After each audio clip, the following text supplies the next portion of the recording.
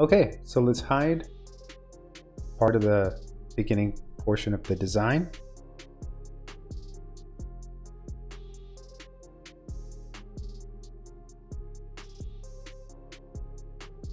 And now what we need to do is connect these and those, but there's still another portion that we need to do. We need to scale these values to be larger. So right now, they're just at this location. We actually need to scale them because they can't be aligned. They need to be wider.